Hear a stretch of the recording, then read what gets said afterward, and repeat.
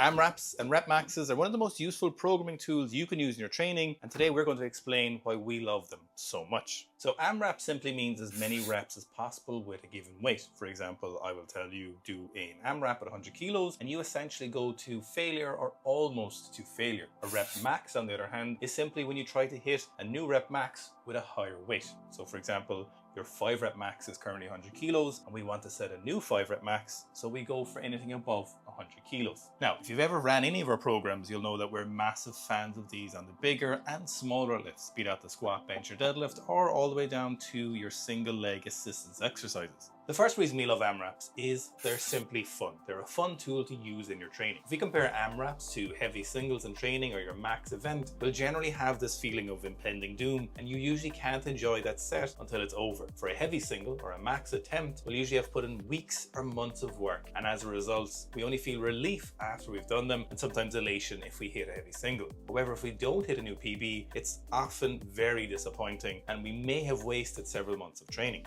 AMRAPs, on the other hand, they're more of a game. You can't really fail an AMRAP like you can fail a 1 rep max test. On an AMRAP, we simply have to do more than 1 rep, and we've usually achieved something for that set. Even if you don't hit a new PB on your AMRAP, you still have done some kind of successful training. What's even better about AMRAPs is that they're usually placed in places in a program, at least in our program, where there's more training to be done later, so it's not the be-all and end-all. It's simply a fun little test at that point in training.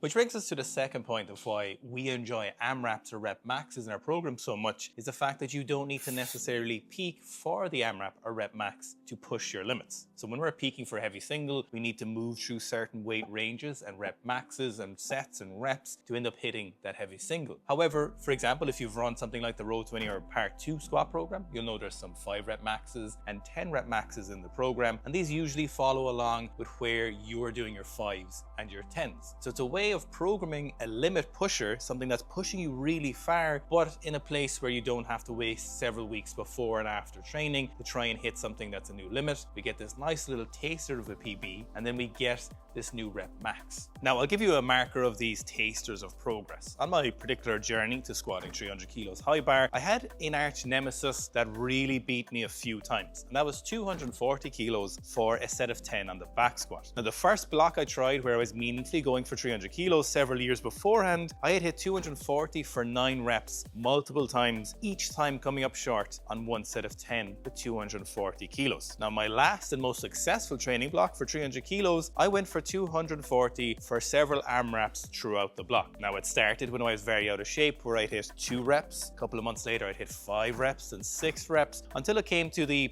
penultimate peaking phase, the last couple of weeks, the latter portion of the block, where I was going for an AMRAP with 240 kilos. The goal was at least 10 reps, but I really wanted to smash through that and hit more. I ended up hitting 240 kilos for a set of 11. Now, this was massive psychological progress, but it was also huge physiological progress on my training block, knowing that I'd meaningfully made progress on my strength abilities. Now, not only had I verified that I was stronger, but I'd also performed an event that made me stronger. So of course, the multiple attempts at 240 kilos were useful training endeavors, but I couldn't simply just come into this training block out of shape and keep attempting 240 kilos every day until I did 11. The training that I did, which wasn't AMRAPs, allowed me this potential to hit this new rep max, or this new as many reps as possible with 240 kilos. But then the act of doing that AMRAP, that 240 for 11, pushed my body to new limits. It allowed me to recruit as many resources and muscle fibers as possible. It allowed me to push my neurological limits as far as I could because of this training that I had done. But the potential is one thing, but doing the act was also an extra cherry on top, which allowed me to progress my strength even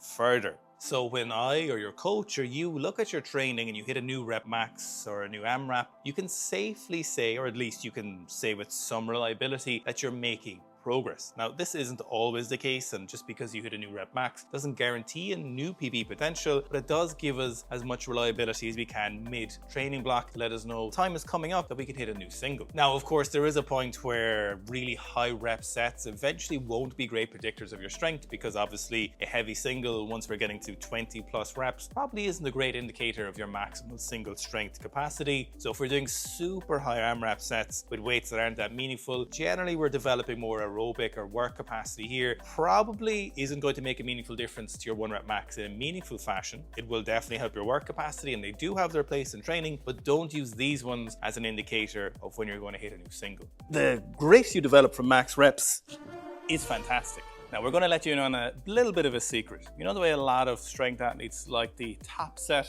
and then drop set method? We don't particularly love it. A lot of this actually just comes from the fact that it's mostly a psychological battle, and they enjoy the feeling of touching some submaximal singles because they're reassuring themselves that they're not getting weaker. Submaximal singles at 70, 80, 85% just aren't that useful in strength training, certainly not when you have to do more volume later. Now, the real benefit people are getting from these top sets and drop sets is that it's a psychological battle that they're playing. When they do these easy singles, they're reassuring themselves that they're not getting weaker, and as they progress through the block, they can touch these submaximal singles. But in our opinion, these just aren't that useful. It's the volume that they're doing on the drop sets that makes the meaningful progress. We're of the opinion that there's no point wasting time doing heavy singles because the drop sets are more important, and the more energy you have for that volume, the better your progress will be. Now, we've done this with thousands and thousands of lifters, and what we think is even more useful is instead of wasting some of that time in training, going and doing these heavy singles and having this kind of anxious hand-holding of these 70-80% singles and fooling yourselves that you're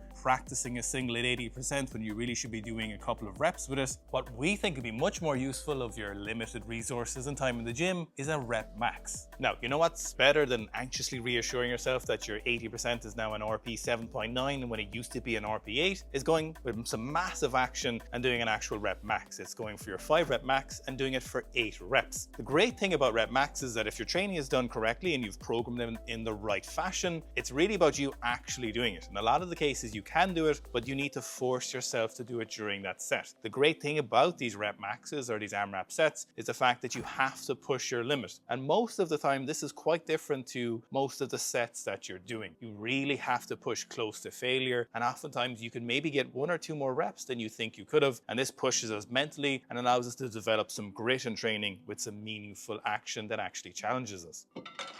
Last but not least, the technique you use at rep maxes on those last few reps could be an early warning for some technical problems that might rise later in the training block when you go for a heavy single. So let's say all the way throughout the block your technique has been really solid, and every time you're squatting your technique looks pretty perfect. But the day you go for that 10 rep max, suddenly your hips start shooting up out of the bottom of the squat and you haven't seen this before. This usually is because these rep maxes will expose ourselves and expose our technical errors. Now, this technique might have been an issue on these higher volume sets or this mid-range sets, but when we go for these rep maxes, the technical issues that start happening could be a major issue that you wouldn't have noticed until you went for that heavy single. But unfortunately, when we're going for those heavy singles or doubles later in the block, it's kind of too late to address some of these issues. For example, if your upper back is too weak, 2 or 3 weeks before your max isn't enough time. However, if we're 10 weeks away from your max single, a lot of upper back training can be done in 10 weeks and we can make some meaningful progress. So while it shouldn't be the only way you address technique and look for red flags, having rep maxes